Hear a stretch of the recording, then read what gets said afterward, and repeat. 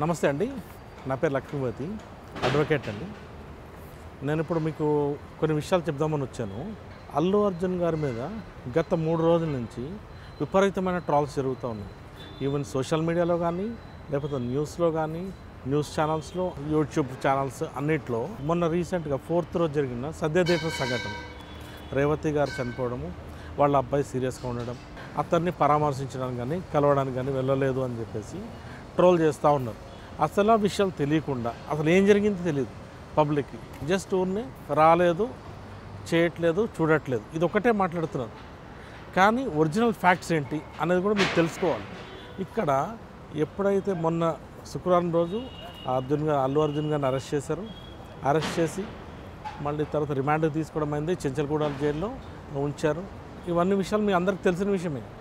ఇక్కడ high court interim bail order ఇచ్చినప్పుడు 5 conditions పెట్టిందండి.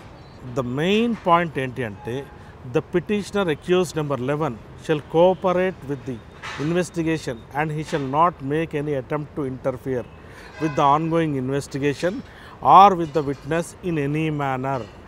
ఇక్కడ క్లియర్గా స్టేట్ చేశారండి. అంటే అల్లు అర్జున్ గారు కానీ, వాళ్ళ ఫ్యామిలీ మెంబర్స్ కానీ, లేకపోతే వాళ్ళ రిలేటివ్స్ కానీ ఎవ్వరు కూడా అతన్ని పరామర్శించడానికి వీలు లేదు. He has to strictly follow the court orders.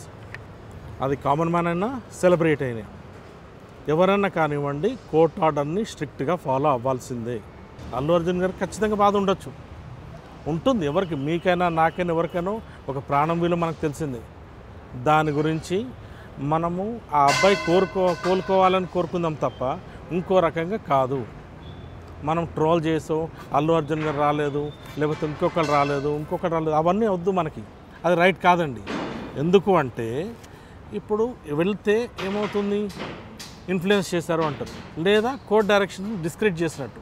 As per high court directions ఎవరున్నా కానీ, weather he's a celebrity or else a common man, he should strictly follow the rules of the high court. మనం కోర్ట్ని గౌరవించాలి కాబట్టి వెళ్ళడానికి వీల్లేదండి. మనము కేవలం కోరుకోవాల్సింది ఏంటి, ఆ అబ్బాయి పరిస్థితి విషమంగా ఉంది, ఇప్పుడు తేరుకుంటున్నప్పుడు అతను త్వరగా రికవర్ అయ్యేసి నార్మల్ అవ్వాలని కోరుకుందాం. అంతేగాని సెలబ్రిటీ వచ్చి చూడాలి, లేకపోతే వాళ్ళు వచ్చి చూడాలని కాదు. ఆల్రెడీ హైకోర్టులో చెప్పడం జరిగింది, వాళ్ళకి అయ్యే ఖర్చులు ఏవైతే ఉన్నాయో అతనికి మెడికల్ ఎక్స్పెన్సెస్ మొత్తం టీం మొత్తం బేర్ చేస్తున్నారు, వీళ్ళే చూసుకుంటున్నారు. యాజ్ ఎ హ్యుమానిటీ గ్రౌండ్ వాళ్ళు చూసుకుంటున్నారు. And it was there responsibility. అందరూ సపోర్ట్ చేస్తున్నారు. Let's pray for his recovery. ఆ అబ్బాయి రికవరీ కోసం చూద్దాం, అంతేగాని సెలబ్రిటీ రావాలి చేయాలని మనం చూడొద్దు.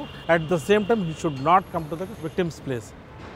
ఎందుకు అంటే as per high court direction he should not come, అంతే.